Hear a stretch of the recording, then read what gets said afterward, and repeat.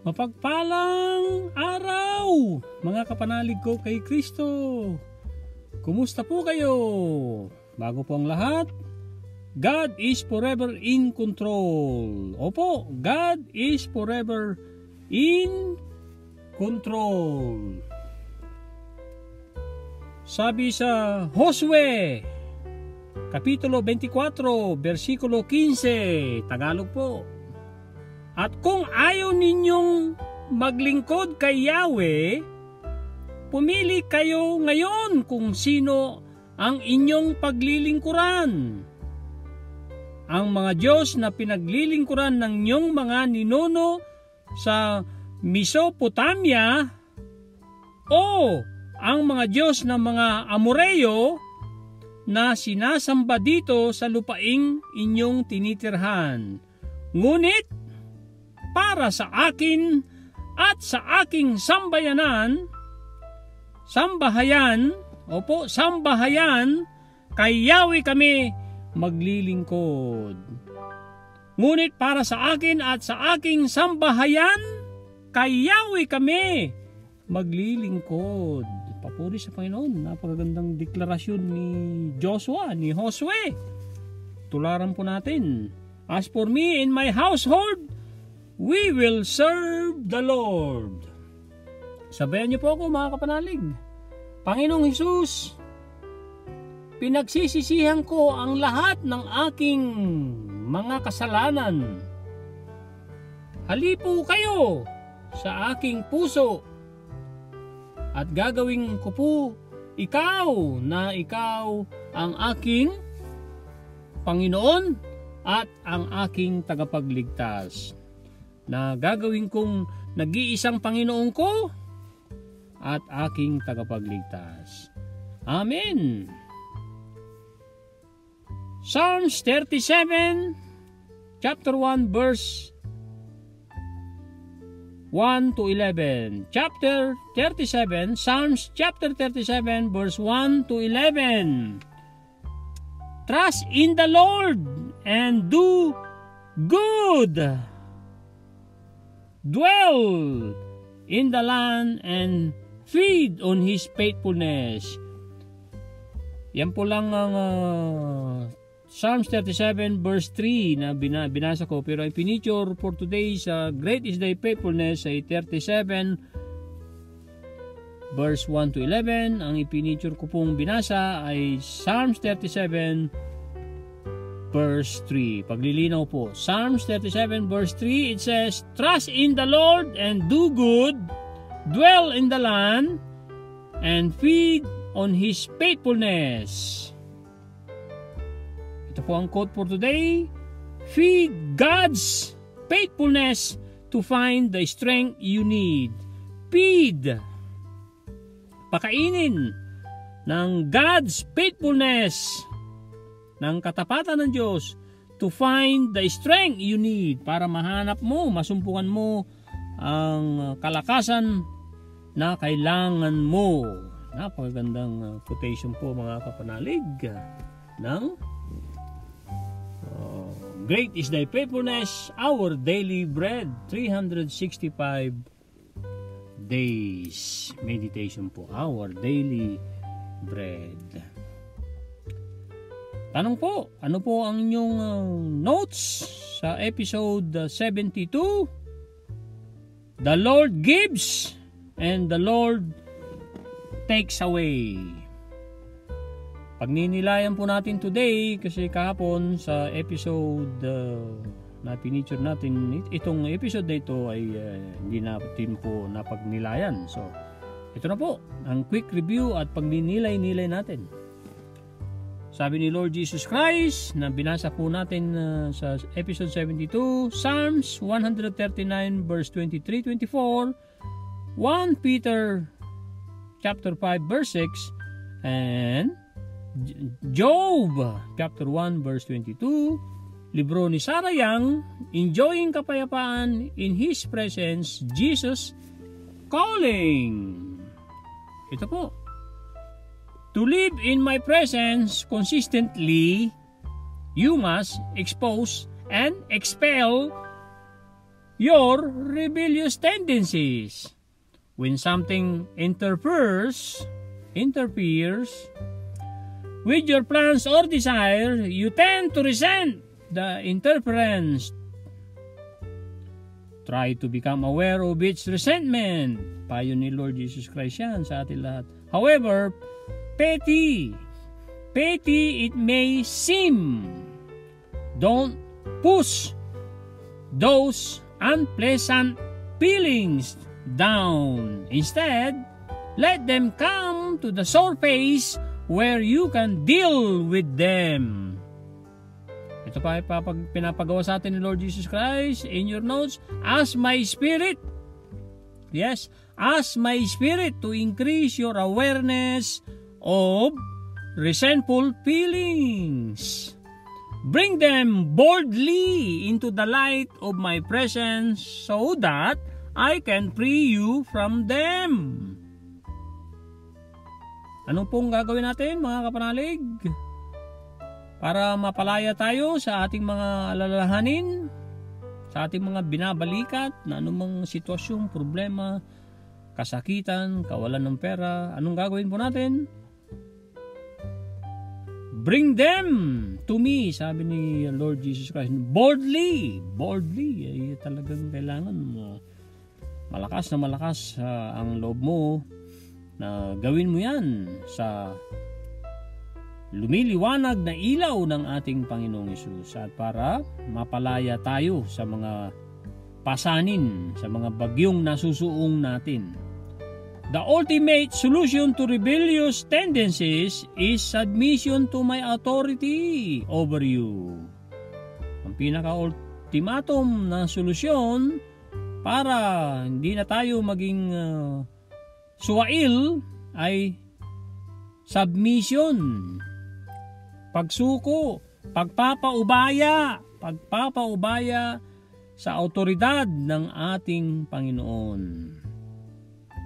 Intellectually, you rejoice in my sovereignty, without which the world would be a terrifying place. Kung wala raw ang katas-taasan ng Panginoon na sumasa atin sa kanyang presensya, ay talagang nakakatakot na lugar ito. Itong ating ginagaluhan ngayon. Pero, but when my sovereign will encroaches, ulitin ko po, but when my sovereign will encroaches on your little domain of control, you often react with telltale resentment.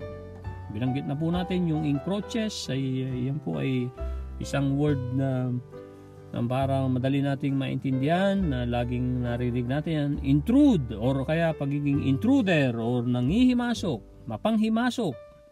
Domain ay larangan, at ang telltale resentment ay palasalitang sentimento. So maiiwasan po natin yan, yung mga yan, yung mga lagi natin binibigkas na sentimento, kung hayaan natin mangibabaw ang kabanal-banalan at ang kataas-taasan ng Panginoong Hesus. Ito pa ang pinagagawa sa atin sa episode 72, The Lord gives and the Lord takes away. In your notes, mga kapanalig, the best response to losses of thwarted hopes. Thwarted ay nagpapahadlang sa iyong pag-asa. Kung iisip mong ikaw ay nawalan, ang lagi mong dapat iisipin, ang Panginoon ay nagbibigay at ang Panginoon din ay bumabawi or tinatanggal yung ibinigay sa iyo. Blessed be the name of the Lord. Dapat ang isa sa lagi nating sinasambit pagka mayroong mga pasanin tayong pinapasan, may mga mabibigat na problema ang ating sinusong, ay napakaganda pong deklarasyon niya ni Job. Nasa Job chapter 1 verse 21. ma-inspire po tayo sa the book of Job sa Old Testament. Pagkatapos hinayaan ni Father God in heaven na dumaan sa mga pagsubok, trial si Job, na kasi hinamon ni Satanas si Diablo, dahil pinagmalaki kasi ni Father God kay Diablo si Job. Nakita mo na ba ang anak ko masunuring si Job? Sabi ni Diablo, sagot niya, kaya naging masunurin yan kasi binibless nyo. Tanggalin nyo lahat ng mga blessings, isusumpa kayo niyan. Very well, sagot ng ating Father God, huwag mo lang sasaktan. Kaya 3 dilubyo ang sabay-sabay na dumating sa buhay ni Job at binalita sa kanya. Sabi sa kanya ng isa niyang tauhan, isa niyang servant, Panginoon, ang mga bakahan natin ay mga kahayupan natin, mga animals natin ay ninakaw ng mga tulisan. At ako lang ay nakatakas, sabi ng unang servant. And then pangalawa, sa hangos din, punta kay Job, sabi niya, ang aking mga kasamahan, ang inyong mga servants, Job, among Job, ay pinatay, napatay. And then pangatlong balita sa kanya, ang inyong lahat na anak ay dumaan sa dilubyo, at sila lahat ay namatay dahil ang kanilang kinalalagyan na bahay ay nagiba po, Panginoon. Anong sagot ni Lord? Ang sagot ni Job, blessed be the name of the Lord. Pagkatapos niyang wasakin ang kanyang damit at naglagay ng abo sa kanyang katawan, sabi niya, blessed be the name of the Lord. Wow! Sinamba pa rin ang Panginoon kahit na napakatinding dilubyo ang dumaan. Biro mo yun, namatay lahat ng kanyang mga anak, natira lang ang asawa, nawala lahat ang kanyang mga ari-arian, at ang kanyang mga servants, which is kayamanan din ng araw ang mga alila mong tao na servants, pag-aari mo yan ay nawala din. So remember, sabi ni Lord Jesus Christ, that all good things, ang tatandaan mo anak, ang mga good na bagay, mahalagang bagay sa iyo, kagaya ng iyong ari-arian, ang iyong pamilya at iyong mga kaibigan, pati ang iyong kalusugan at mga abilidad, ang iyong mga oras, ay regalo yan galing sa akin. Ay regalo yan galing sa akin. Ano-ano mga yon? Mga ari-arian, mga pamilya, kaibigan, kalusugan, abilidad, oras, ay regalo yan galing sa akin, sabi ni Lord Jesus Christ. Instead of feeling entitled, bagkus na maramdaman mong entitled ka naman, entitled ako niyan, karapat dapat ako niyan. Yan ang mga natutunan ko kay Pastor Ed Lapis nung una ko nang sinusubaybayan ng todo, na never tayong magsabi na deserving ako niyan. Wala pong deserving sa atin, sabi ni Pastor Ed Lapis. Bine-bless tayo kasi gusto tayong i-bless. Pinagpapala tayo, hindi tayo dahil mabuti tayo, kundi mas masama yung ibang tao. Napakagandang paliwanag ni Pastor Ed Lapis. At ang isa pa na pinagagawa sa atin ni Lord Jesus Christ, respond to them with gratitude. Yung mga pagsubok na yan, bagyong dinadaanan mo, ay sagutin mo ng mapagpasalamat na puso.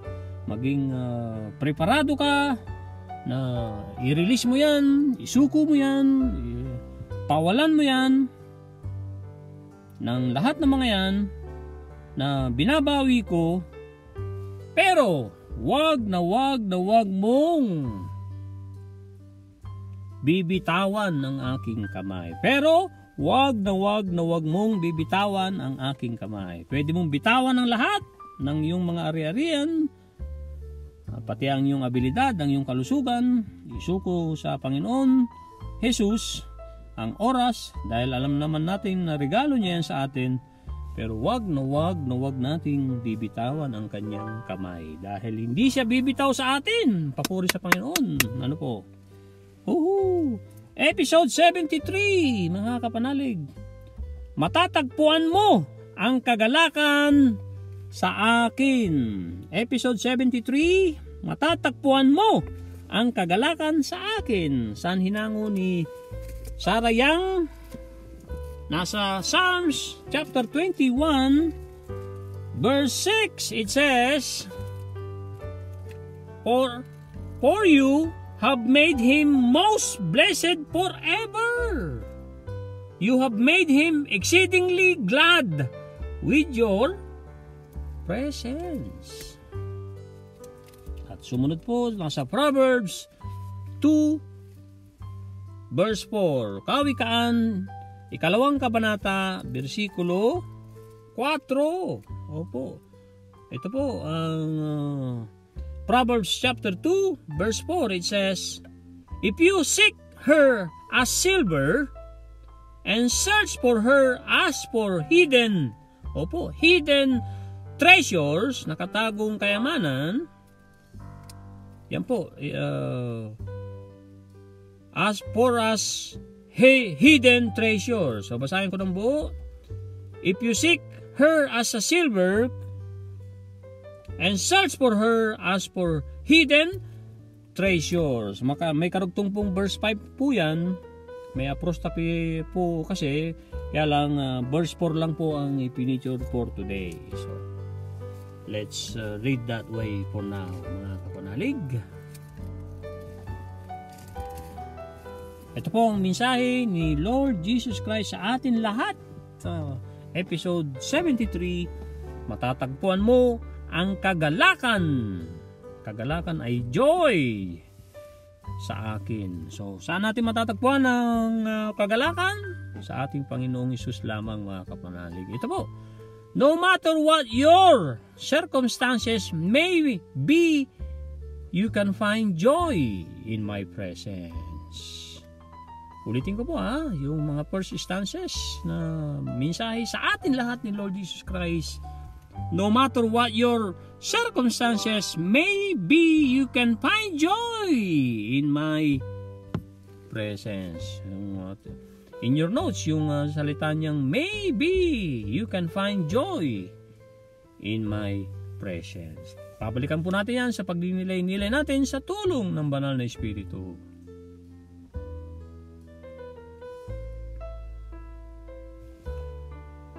On some days, joy is generously strewn along your life path, glistening in the sunlight. Ang strewn ay nakabalandra. Opo, nakabalandra. And then glistening ay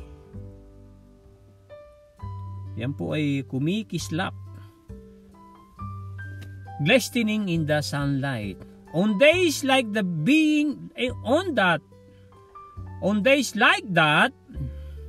being content is as simple as breathing the next breath or taking the next step. Other days are overcast and gloomy. Gloomy po ay dilim. Overcast ay maulap. Other days are overcast and gloomy. You feel the strain. Strain ay parang pinilit of the journey, which seem endless. Dull gray rocks greet your gaze.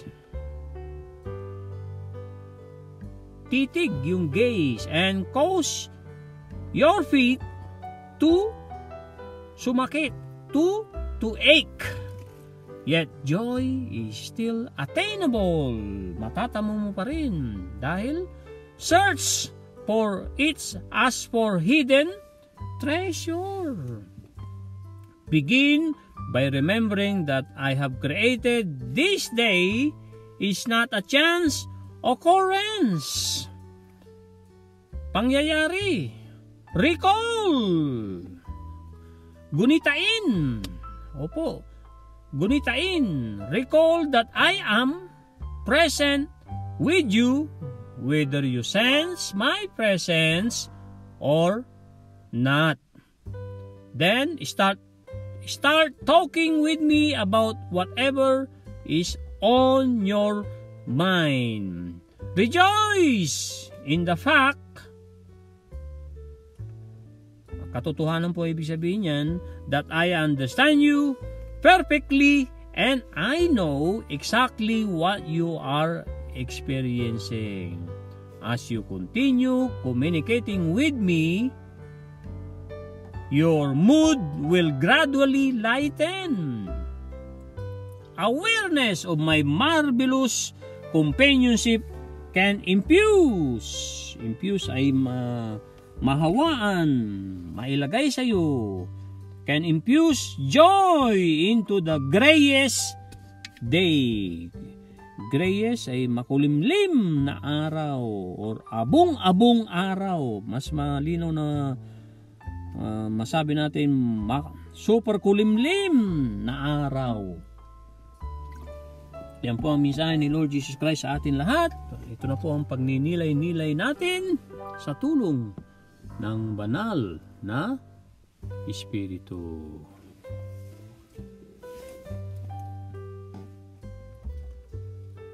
Kahit anong mangyari, kahit ano ang mga pinagdadaanan mo,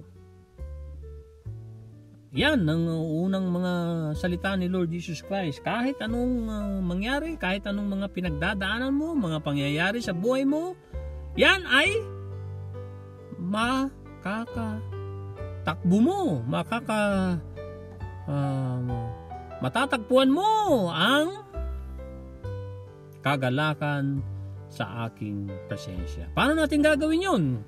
Kung tayo binabagyo, although tayong mga Pilipino ay madali tayong sumayaw sa mga bagyo na ating sinusuong, pero talagang minsan naapektuhan din tayo eh. Pero sinahangaan talaga tayo ng mga tao sa buong mundo na iba raw tayong mga Pilipino.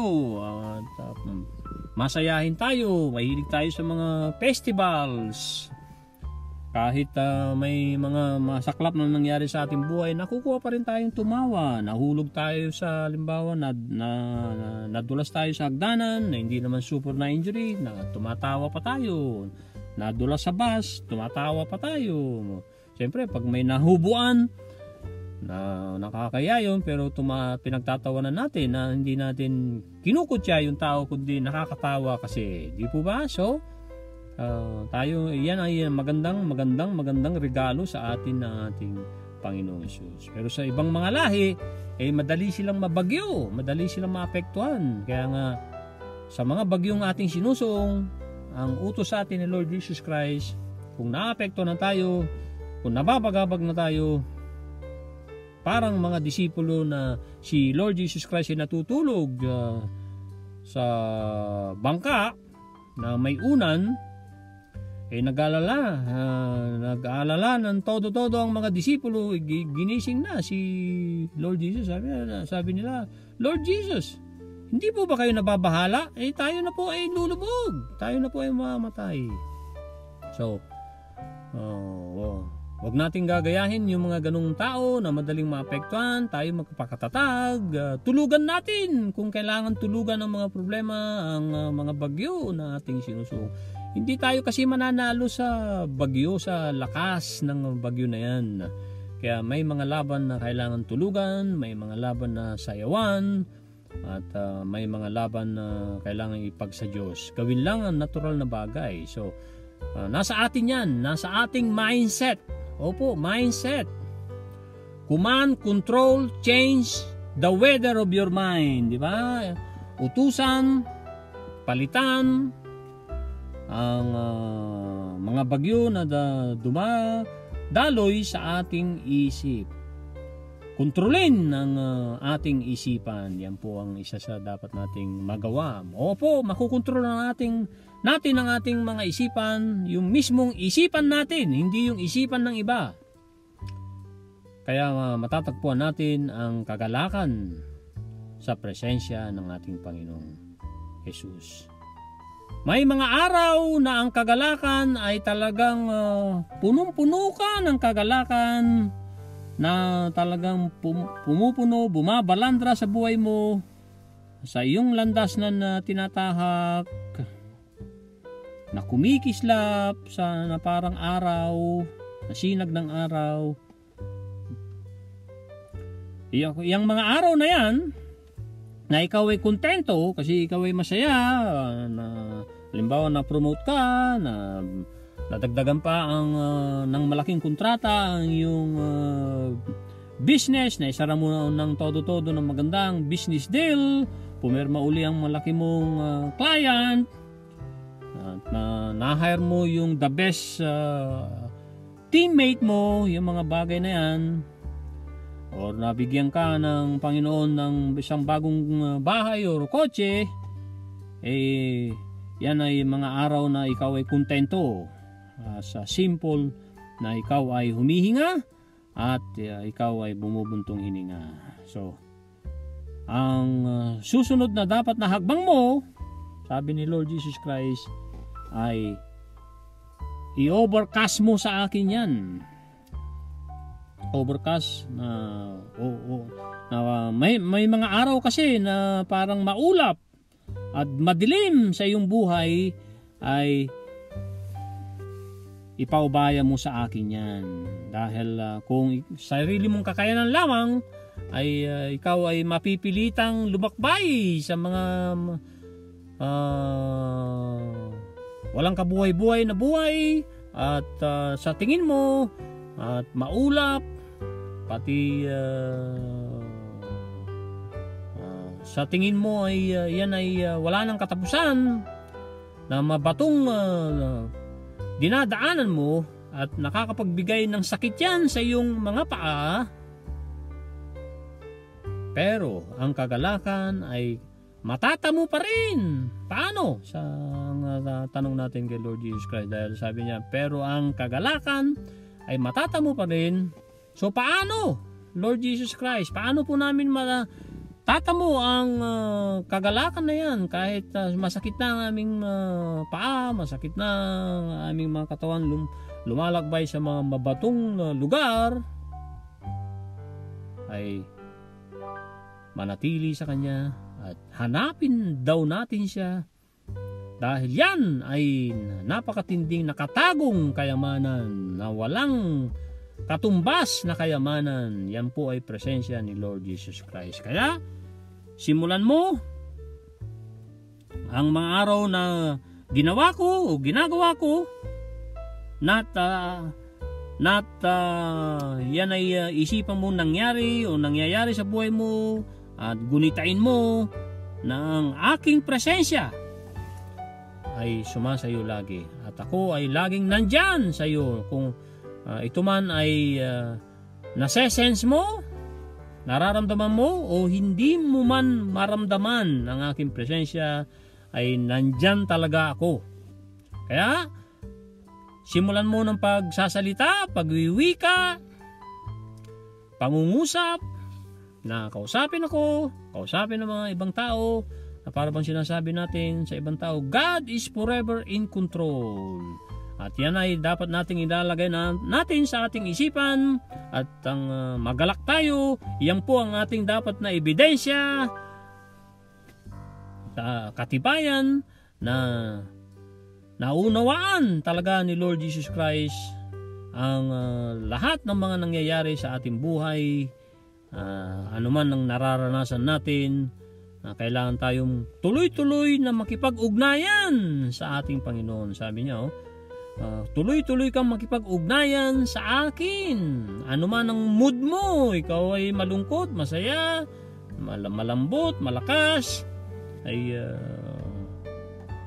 kung presensya ko ang hahanapin mo at nanaisin mo, ang yung mga pinagdadaanan mo ay gagaan. Magkamalay ka lamang na ako ang kataas-taasan na kasama mo, na kayang-kayang mag-inject, magbigay sa iyo ng kagalakan sa anumang araw mong makulimlim. Sa anumang araw mong makulimlim. Papuri sa Panginoon! Woohoo! Napakagandang mensahe ni Lord Jesus Christ sa ating lahat na episode 73, October 22. Tumako na po tayo sa mga ngaral. Ika-7 kabanata. Simulan po natin sa verse 8 hanggang 14. Dahil hatiin po natin sa 4 dahil ano po ito 29 bersikulo. So ito na po ang verse 8 sa ika-7 kabanata ng mga ngaral patungkol sa buhay. Ito po ang verse 8. Ang wakas ng isang bagay ay mas mainam kaysa pasimula. Ang pagtiyatiyaga ay mabuti kaysa kapalaluan. Pag-aralan mong magpigil sa sarili. Mangmang lamang ang nagtatanim ng galit. Huwag mong itatanong kung bakit mabuti nung araw kaysa ngayon. Pagkat iya'y tanong na walang katuturan. Ang mga nagtataglay ng karunungan ay higit na mainam kaysa minamanang kayamanan. Ang karunungan ang pinapahalagan po dyan ni King Solomon sa verse 11. Ito po ang verse 12. Ang tulong na magagawa ng karunungan sa tao ay tulad ng magagawa ng salapi. At tao'y maililigtas ng kanyang karunungan. At ito ang kabutihan ng kaalaman. Last 2 verse for today sa ika-7 kabanata ng mga ngaral, mga kapanalig. Pag-isipan mong mabuti ang ginawa ng Diyos. Sino ang makakapagtuwid sa binaluktot niya? Sino ang makakapagtuwid sa binaluktot niya? Last verse, magalak ka kung mainam ang takbo ng lahat ng bagay sa panahon ng kahirapan. Ay isipin mong parehong ipinadadala ng Diyos ang kaligayahan at kahirapan. Sino ang nakakaalam kung ano mangyayari bukas? Napagandang tanong ni King Solomon. Tutuloy po natin kung papayagan tayo ng Lord Jesus Christ ang versikulo 15 bukas sa ika-7 kabanata. Napagandang tanong po ni King Solomon. Ang ibinahagi po ni kapatid Cecil, Tagalog pong Kawikaan. Opo, Kawikaan, Kapitulo 17, versikulo 17. Ito po, ang kaibigan ay nagmamahal sa lahat ng panahon at sa oras ng kagipitay kapatid na tumutulong. Ulitin po natin ng sabay-sabay. Napakaganda po. Talagang kailangan natin pahalagaan ng mga tunay na kaibigan. Hirap na maghanap ng tunay na kaibigan. Panahanap po natin ng tunay na kaibigan at kung napakatagal na natin kaibigan, mahalin, pahalagaan at respetuhin natin ng todo-todo. Ito po, ang kaibigan ay nagmamahal sa lahat ng panahon at sa oras ng kagipitay kapatid na tumutulong. Napakaganda po, papuri sa Panginoon. Truly, God is forever in control. At ang huli, sinare ni Kuya Romy de Vera Cruz na aking kuya, galing po kay Bishop Juni Maralit, TV Maria Philippines. Siya po nag-preach for today. Ang Catholic po ay may mga social media platforms, nasa YouTube at iba pang mga social media. ma-encourage po tayong subaybayan dahil isa yan po kung paano tayo lalago kasi tayo ay tinawag na lumago. Kasi if we aren't growing, we are dying. Ito po ang share ni Kuya Romy, courtesy ni Kuya Romy. Shoutout sa iyo, Kuya Romy. We are a people made for love. Tayo raw ay ginawa ng Diyos na ginawa niya sa pag-ibig, sa pagmamahal. Kaya dapat tayo ay mamuhay na nagmamahal ng todo-todo, nagpapatawad ng todo-todo. Napakagandang gospel po ang tinalakay today sa TV Maria. Tinuro po ni Lord Jesus Christ na tayo maging mabuting citizen at tayo rin po ay maging mabuting mga Kristiyano. Kasi tinanong siya, sisiluin siya ng mga Pariseo sa harap ng mga tao. Tinanong siya, "Teacher, tama po bang magbayad kami ng buwis kay Caesar?" Caesar ay gobyerno nun gobyerno ng Romano, si Emperor Julius Caesar yan, kung hindi po ako nagkakamali. Alam ni Lord Jesus Christ na sisiluin siya, ay humingi siya ng denaryo. Bigyan niyo ako ng denaryo. Ibig sabihin wala siyang denaryo sa bulsa niya, ano po? Ganyan. Nagpakababa ang Panginoon na mula sa siya ay nasa langit na Panginoon at nagkatawang tao at siya pa ay nagpunta rito para siya ay magsilbi. So nung binigyan siya ng denaryo, pinakita niya pinapakita niya, "Caesar, ibigay ang bagay na para kay Caesar, and then ibigay ang mga bagay na para sa Diyos." Supalpal ang mga gustong sumilo sa kanya. Napakagaling na sagot. Kasi kung ang sagot niya ron, "Huwag tayong magbayad ng mga Hudyo sa mga Romano," tiyak na uli siya ng mga Romano.